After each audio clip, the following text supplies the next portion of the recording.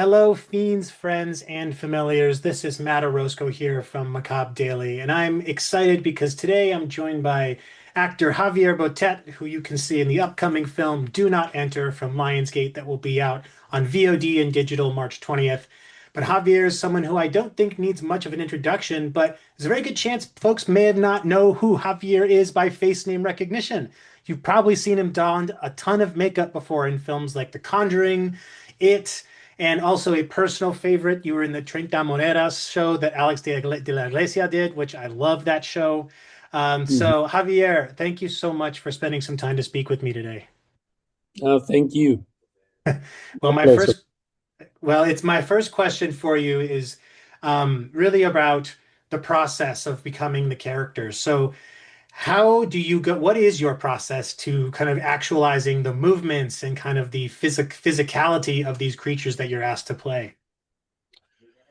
Well, it's the same as an actor. I played a lot of monsters, but I play too dramas and comedy, and I do everything, all the genres. And finally, it's the same process. You need to ask and to understand the background, the story, the motivations, and the intentions that you have, and then everything you do, you find the movement, but everything needs to be in this direction. I mean, it's different when the reason of a creature is a fear, and he needs to defend himself of its hunter, or its anger because he lost his daughters, his love, or whatever.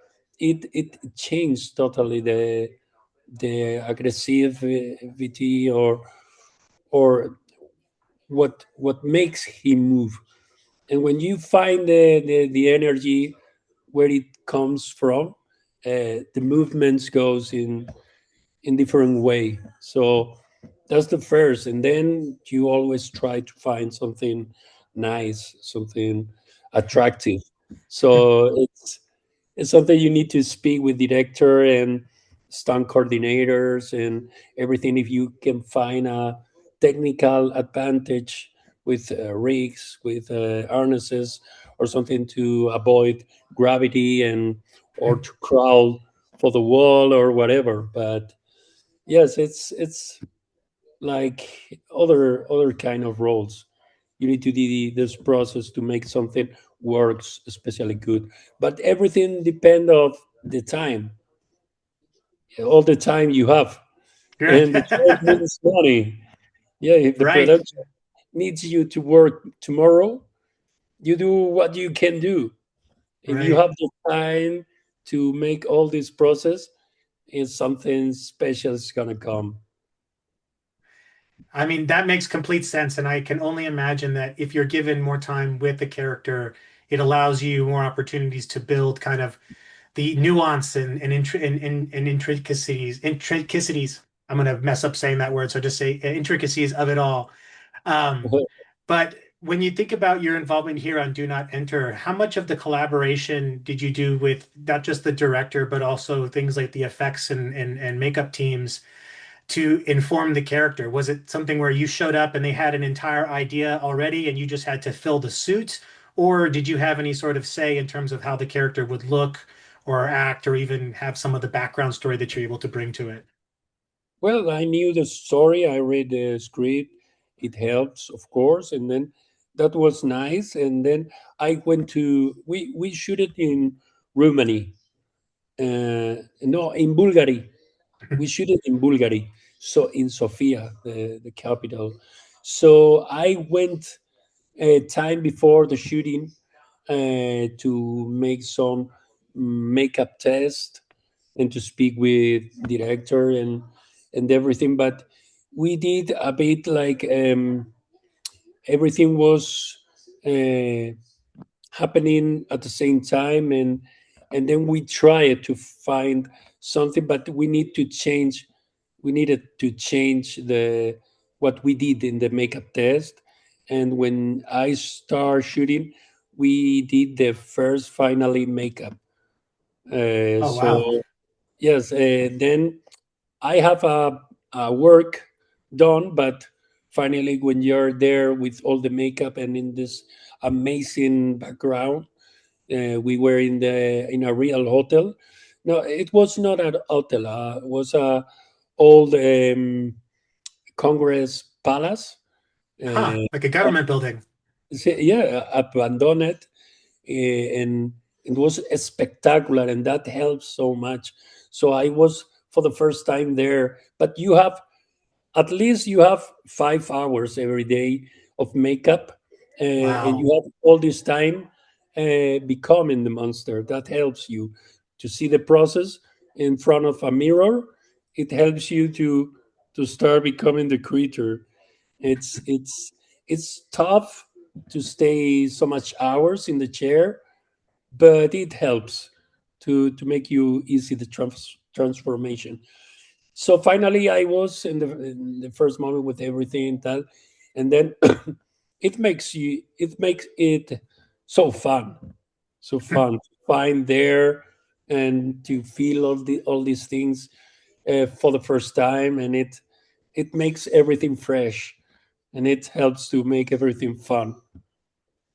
Aside from the how long you end up spending in the makeup chair, I always find that the people that play the monsters seem to be the ones having the most fun.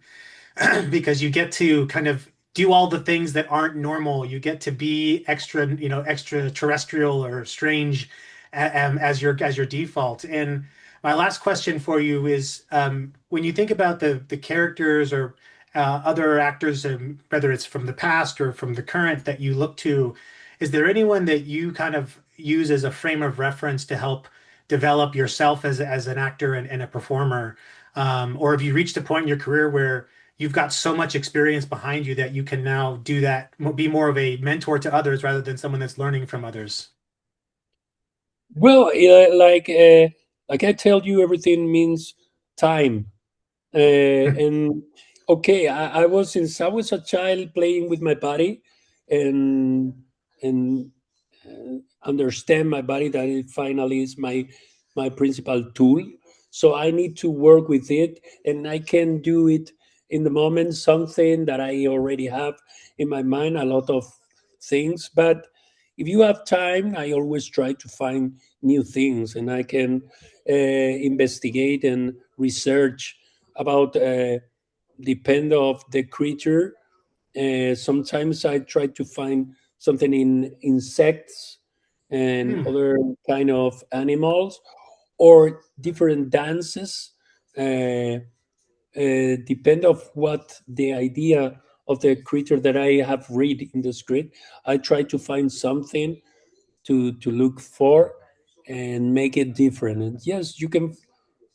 Yes, I did always. Not only the creatures that we already know for the movies. I try to find in some other places, and sometimes you're not working, and you can find in your life something, and you say, "Oh, that's amazing," and you get it, and you got it, and you have that for the next role, and you try to adapt. Yes, it's a all the life is a research for me. I try to use everything as I I did love with. that. I spoke with a filmmaker yesterday who said something similar. They said, when I'm just looking at my kitchen table, sometimes I'll see the way that the light hits something and I'll know that that's a really beautiful way to frame something, or I'll see the way something moves and I want to remember that movement. So, Javier, I just want to say thank you so much for the time today and answering my questions. And I want to remind everybody that's watching this that you can catch Do Not Enter on digital and VOD on March 20th. So please go and support genre cinema. And Javier, thank you so much for your time and Thank talent. you. Thank you. You take care. Um, Welcome, everyone. This is Matt Orozco from Macabre Daily, and I am excited today to be joined by, and am I saying your last name right, Mark? Is it Marc Klasfeld? It is Klasfeld. That is correct. Okay, good. As someone with a difficult last name, I should have asked you first before recording, but nevertheless, Marc Klasfeld is here to talk about his new feature film, Do Not Enter, which will be available on VOD on March 20th from Lionsgate. And Marc is someone that you've probably seen in his one of his music videos before, having worked with the folks of the likes of Sum 41, um, Ozzy Osbourne, The Offspring, Rise Against, a whole bunch of bands that I still listen to since high school. But now you've worked your way into the feature side of things, Marc. So, at what point in your career did you say to yourself, I'd like to transition out of kind of doing more of the music video, short form and into more long form features?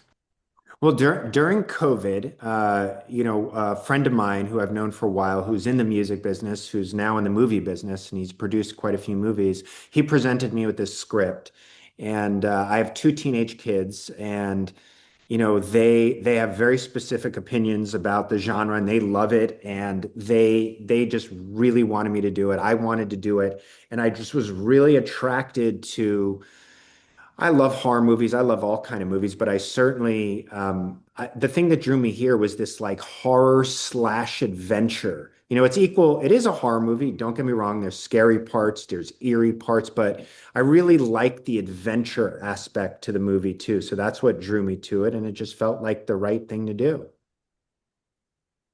Well, there's definitely a good balance of horror and adventure here, and I love that your kids have kind of pushed you into the darker side, even though it sounds like you're already halfway there. They've corralled you into the darker side of media. So, when now I just heard from Javier Botet that you all had filmed in Bulgaria, and you had an old government building or something of Yeah. that nature that you're Yeah. working in.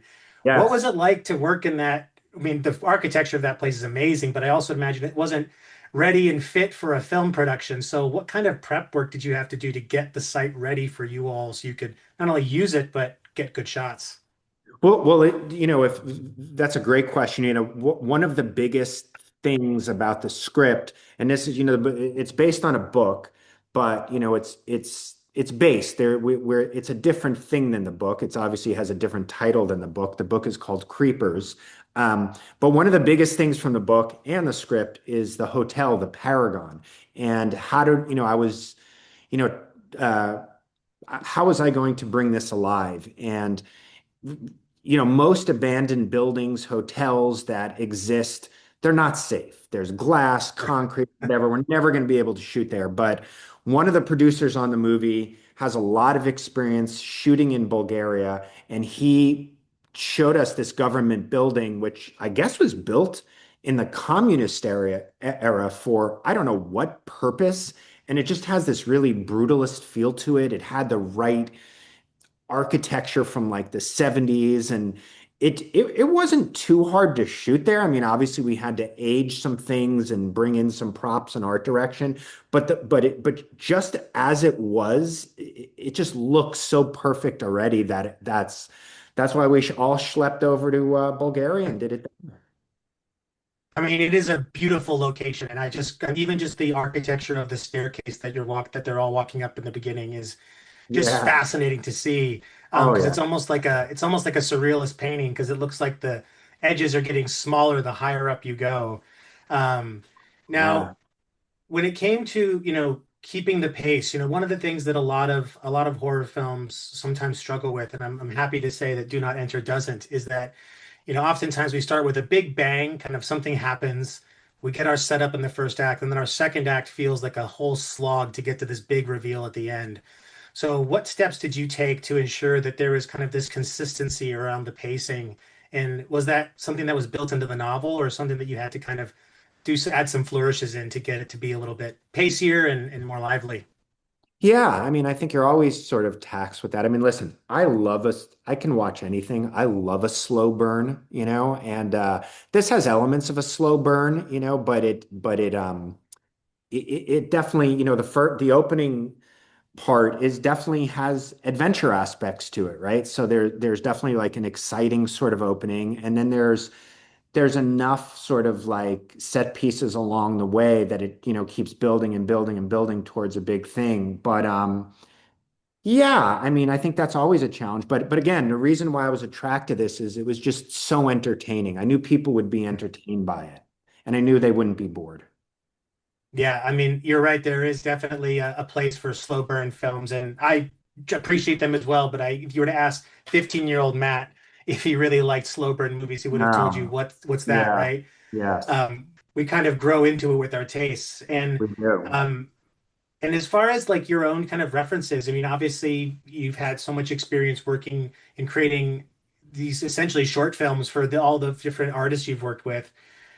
Were there any specific references for either films, books, other types of media that you kind of wanted to pull in for your version of, or how you presented Do Not Enter? God, I mean, there's millions, right? I mean, there's so many different things. I mean, one thing is, a lot of people it seems like such a basic concept like horror and adventure, but there's not like a ton of it.